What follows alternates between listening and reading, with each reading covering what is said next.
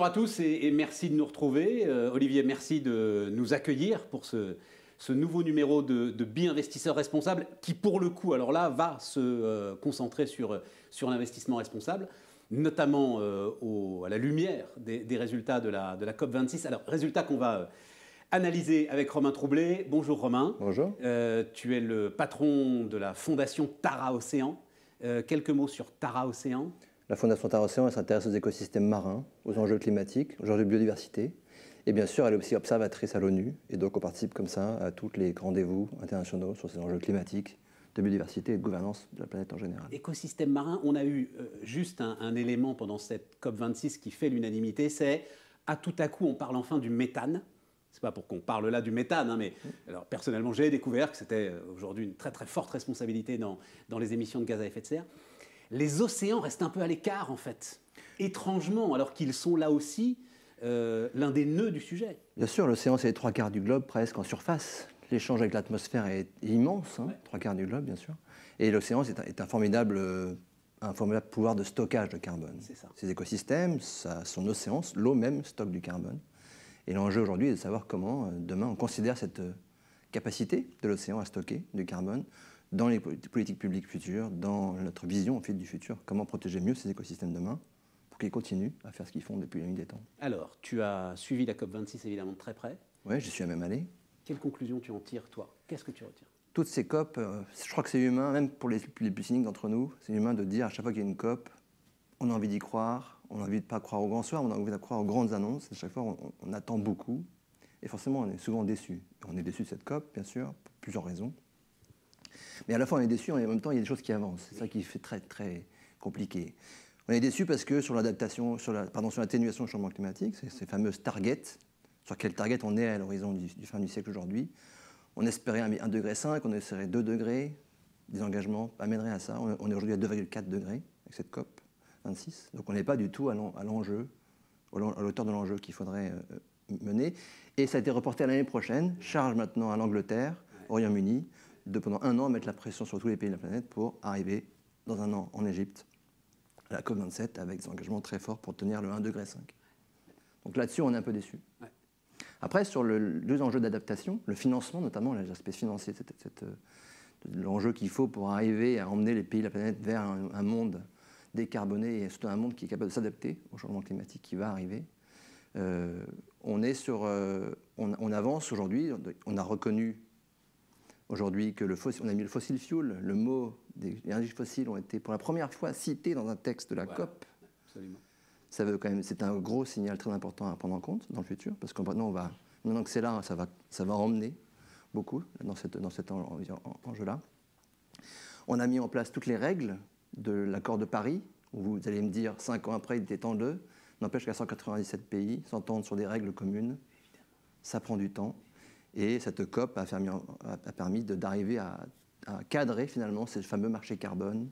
Comment le comptabiliser, comment contrebalancer, quels sont les garde-fous qu'on mettrait en place pour tenir demain une économie plus décarbonée. Donc on avance. On avance bien sûr, mais toujours on a envie de plus vite. Oui, mais évidemment. Parce qu'on a passé l'été, ça n'était pas possible sur les inondations, sur l'enjeu climatique qui a occupé l'été, et que du coup on se dit à la rentrée, bon, on va réagir, ça prend du temps. Olivier, je ne sais pas ce que tu en penses, mais regarde les forums de coopération mondiale qui existent, Organisation mondiale du commerce, même des trucs purs business. Mais ça n'avance pas aussi vite qu'avance la COP finalement. Bien sûr, ouais. Ce qui peut apparaître comme une vitesse d'escargot, à l'échelle de la coopération mondiale, c'est quasi unique. Enfin, je ne sais pas, Olivier. Oui, c'est vrai que ça avance sans doute beaucoup plus rapidement que la manière dont avance aujourd'hui le commerce mondial, hein, qui est totalement paralysé avec une opposition frontale entre la Chine et les États-Unis qui paralyse toutes les initiatives. Et on voit que sur cet enjeu climatique, ça continue d'avancer malgré les oppositions très importantes et les antagonismes très forts que l'on a entre les États-Unis et la Chine en particulier. Et je ne te parle même pas de coopération judiciaire, de coopération financière, de tout ce qui peut être fait pour essayer d'arrêter telle ou telle guerre où tu te rends compte qu'en fait la coopération internationale est complètement inopérante. Et là, il se passe quelque chose. Oui, et on était un peu déçus le dernier moment. On avait réussi. Dernier moment parce qu'il faut raconter l'histoire, c'est-à-dire qu'on espérait un engagement à sortir du charbon. Voilà. Voilà, c'est ça. Phase out. Voilà. Et on arrive à un engagement à phase down, à diminuer sous l'impulsion de l'Inde et de la Chine. Oui, mais alors ça aussi, c'est un sujet important quand même, Romain. C'est-à-dire, ces pays en développement ne veulent pas, assez légitimement, payer le prix du développement inconséquent et inconscient des pays du Nord et des pays riches. Évidemment. Alors ça, vous abordez le sujet de payer le prix de tout ce qui a été impacté par le changement climatique jusqu'à maintenant. Alors, c'est une chose, mais c'est aussi, il va falloir qu'ils goudronnent leur route. Bien sûr. Il faut qu'ils se chauffent au charbon parce qu'ils n'ont pas d'alternative. Enfin, c'est tout ça. Bien sûr, tout ça. Et pour aujourd'hui, des pays qui produisent très peu de CO2 par habitant. Exactement. Olivier, la question c'est, qu'est-ce que les investisseurs font face à ce flux d'informations qui est compliqué à analyser? Globalement, moi j'ai beaucoup entendu dire, la classe d'actifs qu'on va appeler ISR, c'est celle-là dont on parle, en fait elle performe mieux que les classes d'actifs classiques. Est-ce que ça reste vrai ça, Olivier? Ça reste vrai, et ce dont on s'est aperçu en fait durant ces 4 dernières années, ce sont deux choses. D'abord, on a cette classe d'actifs ISR ou cette approche ISR qui a surperformé l'approche conventionnelle. Et le deuxième élément que l'on a vu, c'est le fait que l'approche ISR a été moins volatile, donc moins risquée que l'approche conventionnelle. Y compris dans les grands chocs qu'on a pris là au moment des confinements Covid? Y compris et surtout dans les grands chocs que l'on a vus au cours de ces 4 dernières années. Les facteurs derrière cette surperformance et ce moindre risque de la gestion ISR sont somme toute assez bien compris. D'abord, la gestion conventionnelle est plutôt assise sur des secteurs qui sont cycliques. Ouais. Et les 4 dernières années ont été quand même assez heurtées, avec un fort ralentissement fin 2018, début 2019, et une crise économique très soudaine et très abrupte en 2020. Le deuxième élément, c'est que, à contrario, la gestion ISR est plus tournée vers des valeurs dites de qualité et des valeurs de croissance. Et ce sont des thématiques aujourd'hui qui sont privilégiées par les investisseurs dans un monde où la croissance en moyenne est moins forte et où les taux d'intérêt sont très bas. Et les investisseurs sont prêts à payer une prime de survalorisation pour ce type de secteur. Le troisième élément, c'est le fait qu'il y a eu quelques accidents sur certaines entreprises qui n'intégraient pas bien les enjeux ESG dans leur gouvernance et qui ont finalement été pénalisés avec un parcours boursier qui a été, somme toute, pas très bon. Et puis enfin, le dernier élément, c'est le flux, avec des investisseurs qui sont de plus en plus en train de se tourner vers cet investissement. C'est la demande des clients d'ailleurs socialement responsable. Qui nourrit ces flux aujourd'hui? C'est la demande des clients qui est nourrie par deux éléments. La norme, qui est en train de progressivement s'imposer, et le fait que la norme incite également le secteur financier à promouvoir auprès de leurs clients ces investissements socialement responsables. Alors il faut en parler de ces normes, parce qu'on peut être aujourd'hui légitimement perdu entre les différents labels, les différentes comptabilités, les différents niveaux de reporting que peuvent proposer telle ou telle entreprise. Et là, il est en train de se passer des choses, justement, Olivier. C'est vrai que ce n'est pas tout à fait simple. Et c'est vrai qu'on a de plus en plus de réglementations qui essayent d'entourer et de normer ces enjeux ESG. Selon l'association des principes de l'investissement responsable, aujourd'hui, nous avons à peu près 800 réglementations au niveau mondial. Nous n'en avions que 300 en 2010. S'il y a bien une inflation structurelle quelque part, c'est peut-être celle de la norme. Oui, tout à fait. C'est un élément. Mais 800 réglementations qui s'imposent à tous? Alors, après, qui s'imposent à tous, qui s'imposent pas nécessairement à tout le monde, mais qui s'imposent dans certaines régions du monde. D'accord. Et qui ont une vocation universelle. Et qui ont une vocation plus ou moins universelle. Regardons ce qui se passe en Europe et aux États-Unis. En Europe, vous avez un cadre normatif sur ces enjeux ESG qui est en train de se développer de manière très, très importante. Vous avez la régulation dite SFR qui en fait impose à l'industrie financière de classifier ses produits en fonction du degré d'intégration ESG. vous avez la norme dite NFR qui impose aux entreprises de communiquer de plus en plus sur des facteurs ESG. Et puis demain, vous allez avoir par exemple MiFID II qui va imposer au secteur financier d'interroger leurs clients sur leurs préférences environnementales, sociales et de gouvernance. Donc progressivement, tout un cadre est en train de se créer, mais qui s'impose ici uniquement à l'Europe. Les États-Unis ont une démarche un peu différente. D'abord parce que vous avez eu l'administration Trump qui ne supportait pas nécessairement ces enjeux ESG. Manie la litote. Et de telle manière que, de mémoire, ils étaient sortis des accords de Paris. Ah, mais ils sont sortis de tout. Mais donc ils sont sortis de beaucoup de choses. Avec l'administration Biden, les choses sont en train de changer, puisque les États-Unis, de nouveau, ont rejoint les accords de Paris. Pour autant, ils ne vont pas utiliser la norme de la même manière que l'Europe l'utilise. Et il est probable qu'ils s'appuient davantage sur les initiatives privées pour intégrer ces enjeux ESG. Mais est-ce que vous n'auriez pas besoin d'une IFRS, donc norme comptable internationale, hein, norme bilancielle internationale, d'une IFRS du climat, d'une IFRS du carbone?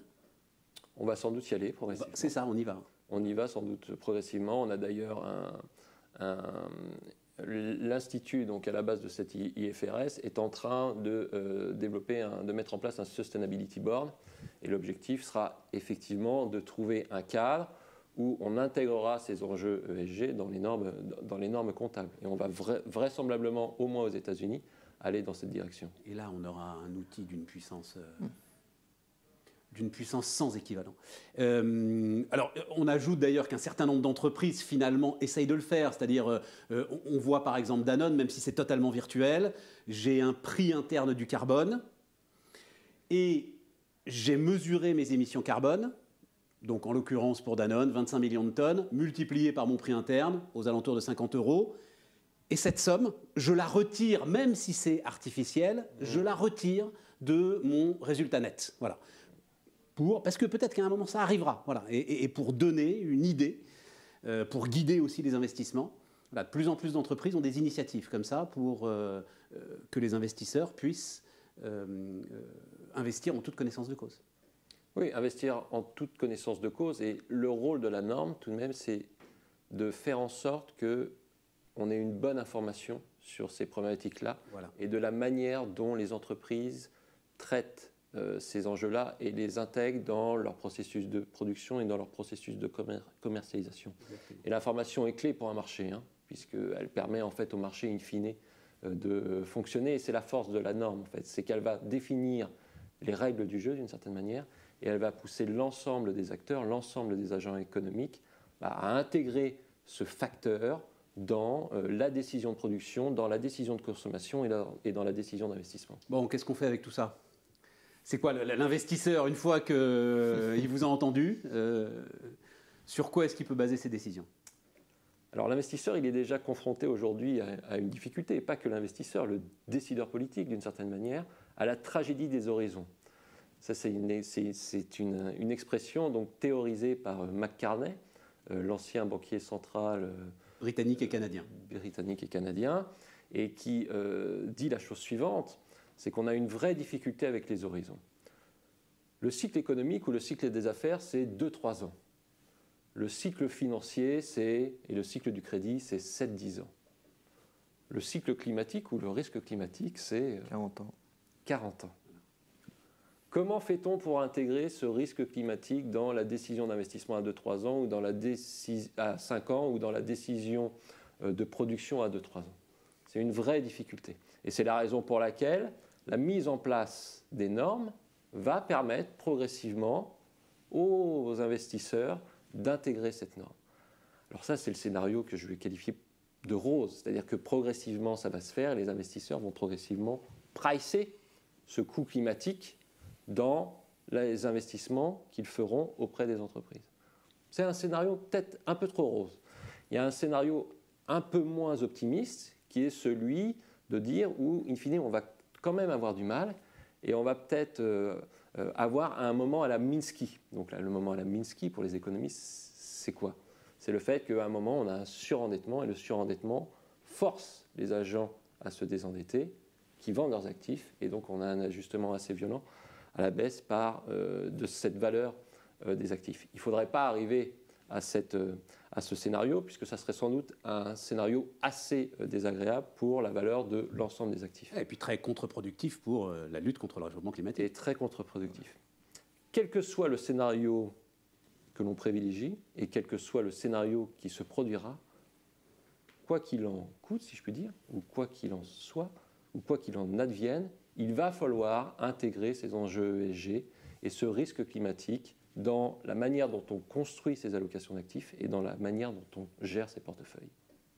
Mais tu vois, et alors, en conclusion, Romain, ce qu'on fait là s'appelle bi-investisseur responsable.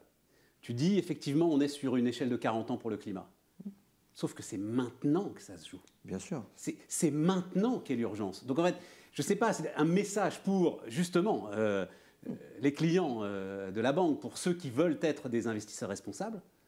Pas de temps à perdre. Et pas de temps à perdre. Plus on attend, plus ce sera difficile de rattraper le retard, en fait. Et donc, ce que dit Olivier sur les enjeux de normes, il faut que ça vienne le plus vite possible pour qu'on puisse déjà évaluer dans les bilans, pour qu'on puisse évaluer tout ce que ça coûte, en fait, tout ça. C'est ça. C'est plutôt possible. Et ceux qui font réellement des efforts et ceux qui en font moins.